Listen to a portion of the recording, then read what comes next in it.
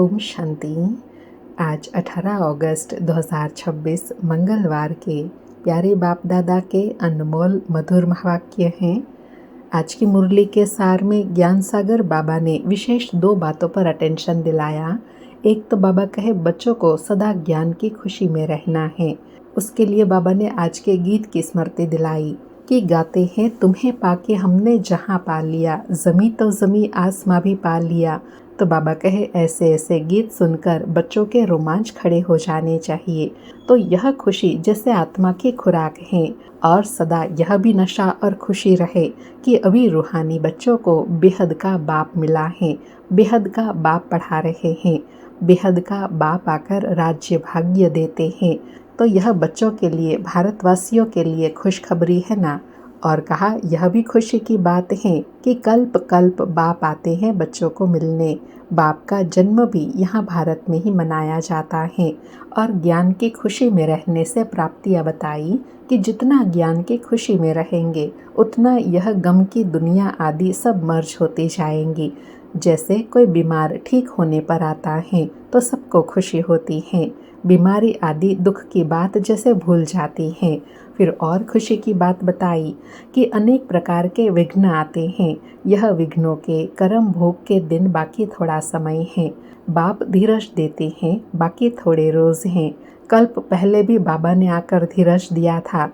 खुशी में रहने से सब दुख मर्ज हो जाते हैं। बस सिर्फ बाप और वर्षे को याद करना है। और दूसरा आज विशेष अटेंशन दिलाया कि कोई भी उल्टा सुल्टा काम नहीं करना है, नहीं तो दंड के भागी बन पड़ेंगे, पद भ्रष्ट हो जाएगा। बाबा कहे याद करो तो तुम्हारे विक्रम विनाश हो जाएंगे, हिसाब किताब चुकतू हो जाएंगे। और साथ में कहा अंधों की लाठी भी बनना है, याद में रहे दूसरों को रास्ता दिखाना है।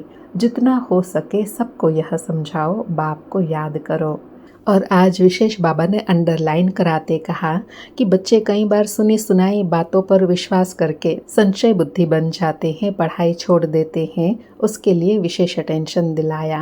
बाबा कहे अखबार आदि में भी उल्टा सुल्टा कितना डालते हैं। आजकल मनुष्य बातें तो कितनी भी बना सकते हैं, तमो प्रधान है ना। इसलिए बाबा बच्चों को समझाते हैं सुनी सुनाई बातों पर कभी भी विश्वास नहीं करना, बिगड़ना मत। सुनते हैं प्यारे बाप दादा के अनमोल मधुर महावाक्य। आज बाबा कहे मीठे बच्चे, सुनी सुनाई बातों पर विश्वास नहीं करो। अगर कोई उल्टी सुल्टी बातें सुनाए तो एक कान से सुन, दूसरे कान से निकाल दो। मीठे बच्चे, सुनी सुनाई बात पर विश्वास नहीं करो। अगर कोई उल्टी सुल्टी बातें सुनाए तो एक कान से सुन, दूसरे कान से निकाल दो। आज मुरली से प्रश्न है, जो बच्चे ज्ञान की खुशी में रहते हैं उनकी निशानी क्या होंगी। उत्तर में बाबा कहे वे पुराने कर्म भोग का हिसाब किताब उस खुशी में मर्ज करते जाएंगे।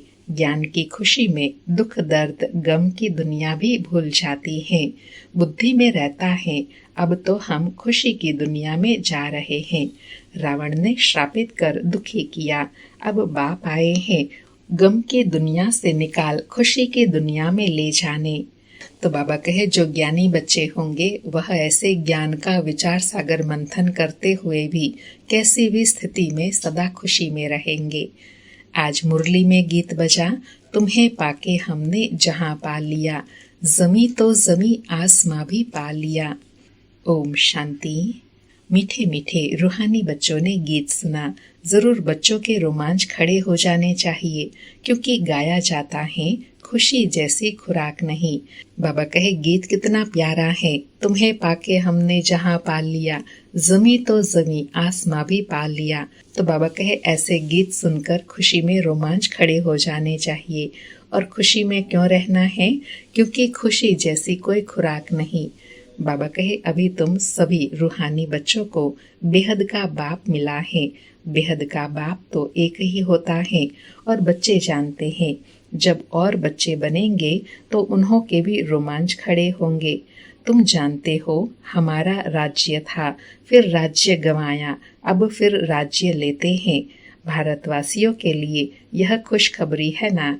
भारतवासियों के लिए कौन सी खुशखबरी है कि हमने जो अपना राज्य गंवाया अब फिर से हम ले रहे हैं। बाबा कहे, परंतु जबकि अच्छी रीति सुने और समझे, बरोबर यह खुशी की बात है ना, कल्प कल्प बाप आते हैं। बाप का जन्म भी यहाँ गाया जाता है भारत में। त्योहार भी जो सब हैं इस समय के हैं, संगम समय के। बाप ने आकर तुमको बहुत सहज रास्ता बताया है। मनुष्य को तो अनेक प्रकार के गम हैं। यहाँ इस ज्ञान की खुशी में वह गम दुख आदि सब मर्ज हो जाते हैं। बाबा फिर कंपैरिजन बता रहे हैं कि दुनिया में देखो मनुष्य कितने दुखी हैं और तुमको ज्ञान मिला है तो तुमको ज्ञान की खुशी है, तो तुम्हारे लिए दुख दर्द मर्ज हो जाते हैं। बाबा कहे, जैसे कोई बीमार ठीक होने पर आता है तो सबको खुशी होती है।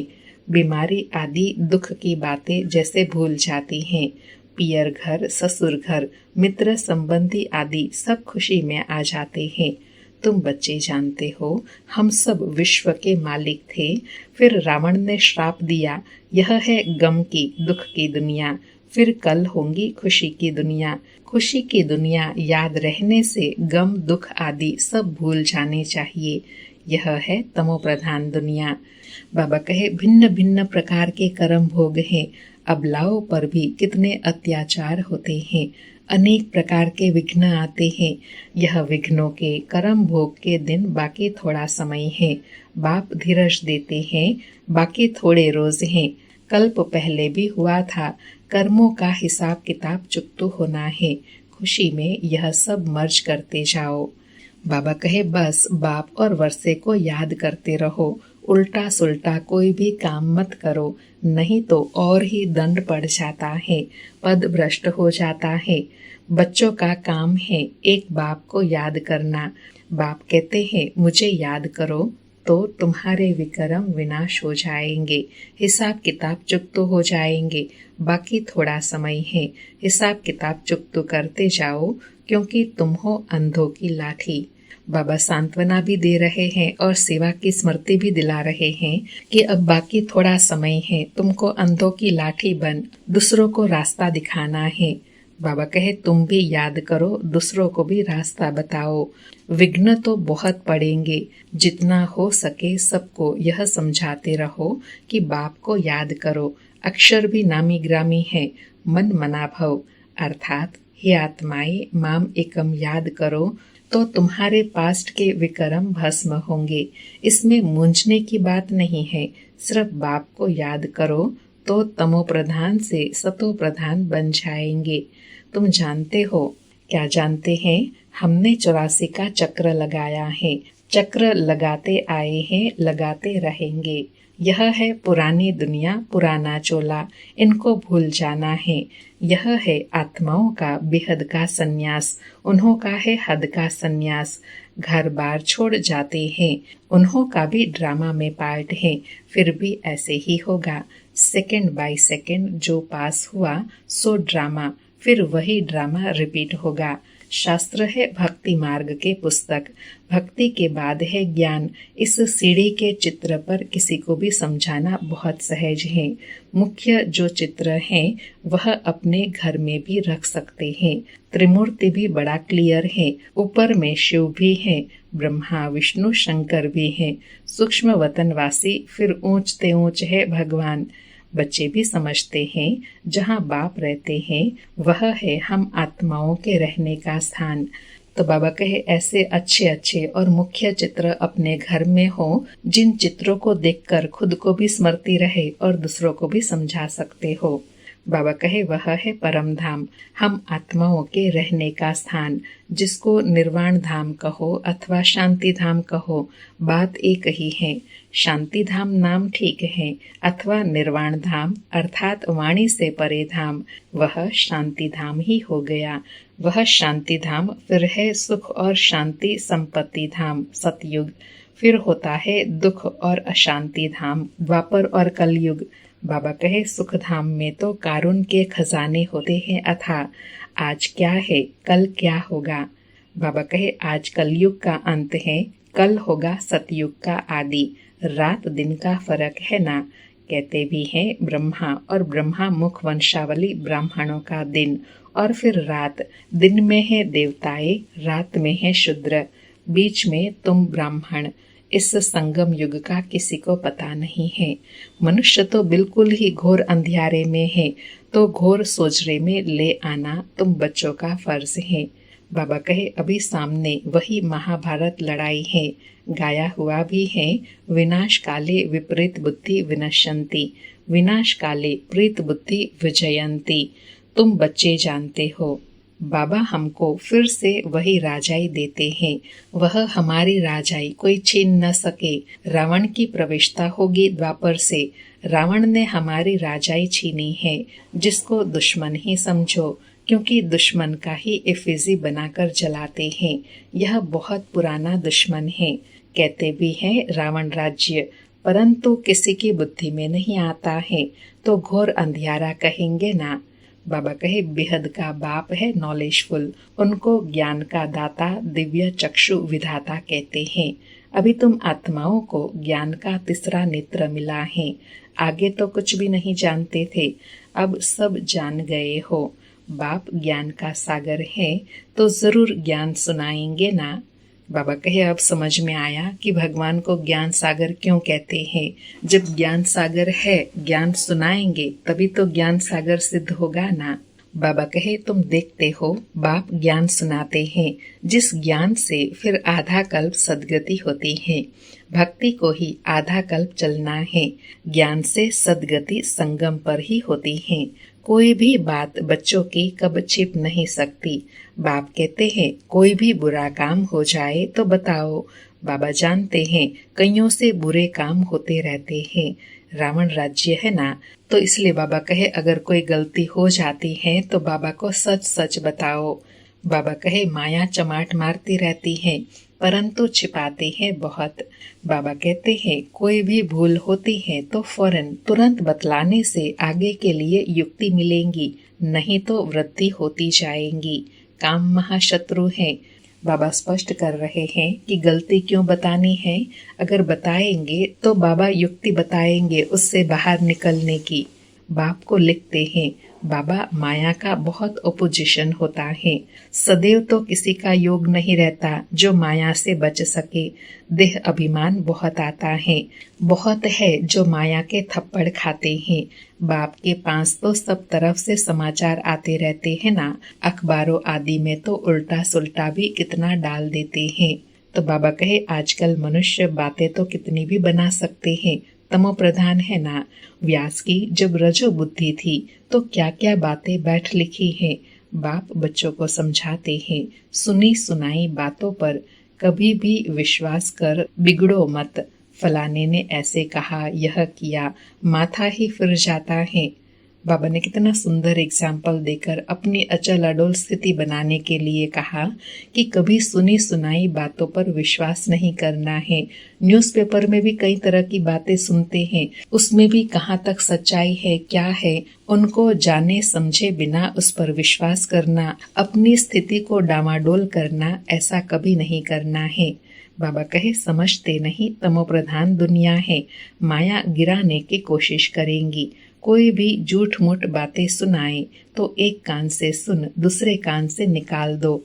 औरों को भी यही पैगाम देते रहो।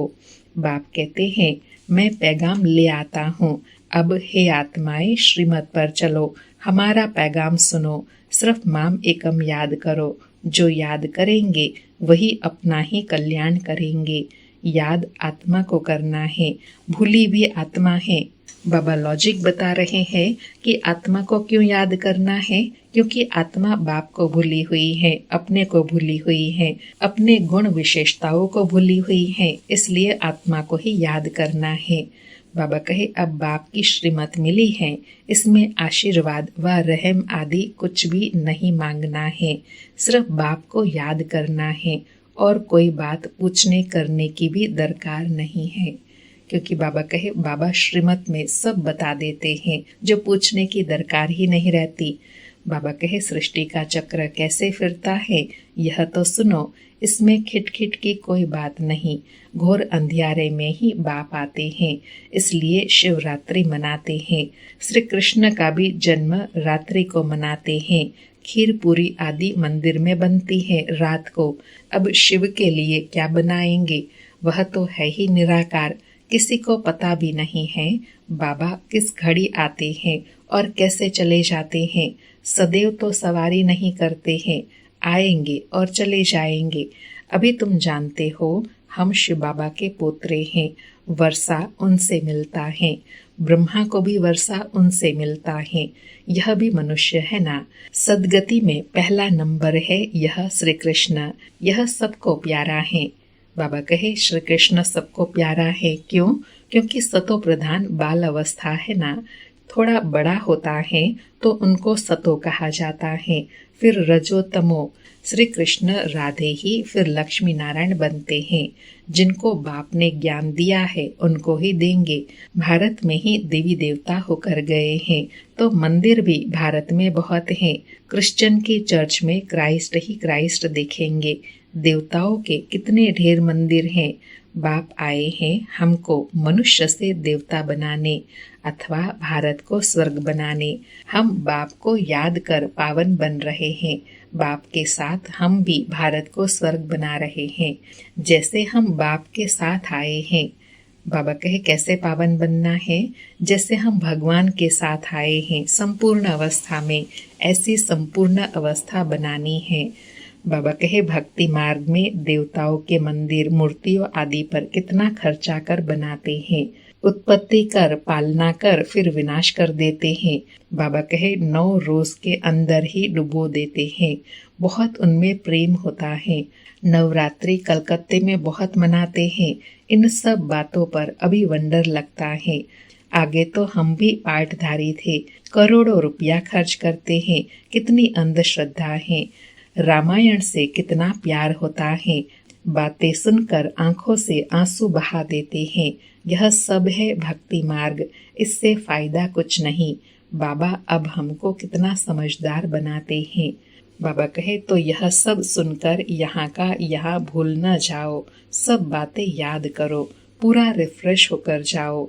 अपने को आत्मा समझ, जो कुछ देखते हो सब भूल जाओ। यह सब कब्रिस्तान है। दिल्ली में बिरला मंदिर में लिखा हुआ है भारत परिस्तान था, जो धर्मराज ने स्थापन किया था। अभी तुम बच्चे जानते हो यह दुनिया कब्रिस्तान बननी है। अर्थात बाबा कहे उन लाइनों का अर्थ भी अभी संगम पर स्पष्ट हो रहा है कि अभी दुनिया परिवर्तन हो रही है। बाबा कहे बाप कहते हैं सब काम चिता पर बैठ एकदम जल मरे हैं। क्रोध चिता नहीं कही जाती, काम चिता कहा जाता है। उसमें भी हल्का नशा, सेमी नशा भी होता है। बच्चों को ही बाप बैठकर समझाते हैं। घर में अगर कोई कपूत बच्चा होगा तो कहेगा ना, यह क्या बाप की आबरू गंवाते हो, बाप की इज्जत जाती है ना। बेहद का बाप भी कहते हैं तुम काला मुंह करते हो तो ब्राह्मण कुलभूषण जो देवता बनते हैं उनका नाम बदनाम करते हो। तुम बच्चे जानते हो हम पवित्रता की ताकत से ही भारत को फिर से श्रेष्ठाचारी देवता बनाते हैं। तुम्हारे लिए तो जैसे कॉमन बात है। बाबा कहे देखते हो महाभारत लड़ाई भी सामने खड़ी है। इनसे ही स्वर्ग के गेट खुलते हैं। शास्त्रों में महाभारत लड़ाई तो दिखाई है, उसके बाद क्या हुआ यह दिखाया नहीं है। कह देते हैं प्रलय हो गई। अब श्री कृष्ण का एक तरफ तो माता के गर्भ से जन्म दिखाया है और दूसरे तरफ फिर कहते हैं कि पीपल के पत्ते पर अंगूठा चूसता आया। कुछ भी समझते नहीं।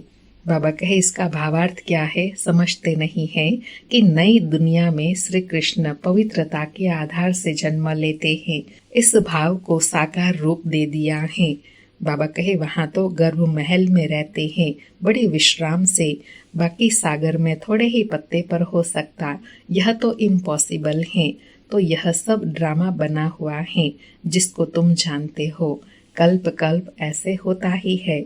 अब बच्चों को अपना कल्याण करना है और दूसरों का भी कल्याण करना है। मूल बात है यह। बाप तो स्वर्ग का रचयिता है, उसको कहा ही जाता है हेवनली गॉडफादर। तो फिर हम बच्चे स्वर्ग के मालिक होने चाहिए ना।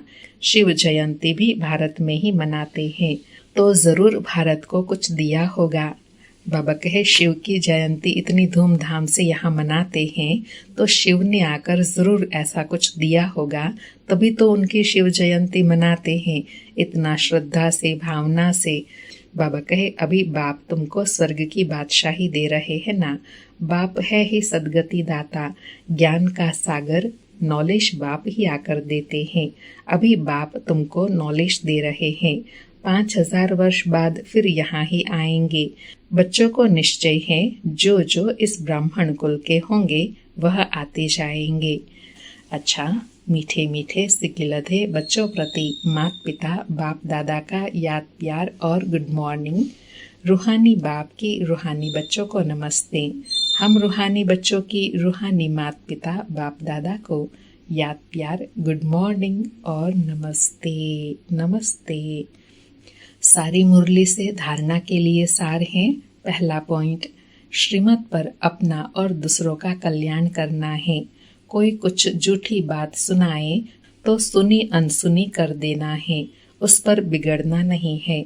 दूसरा पॉइंट, कभी भी देवता बनने वाले ब्राह्मण कुलभूषणों का नाम बदनाम न हो, इसका ध्यान रखना है। कोई उल्टा कर्म कभी नहीं करना है। पिछले हिसाब किताब चुकतो करने हैं।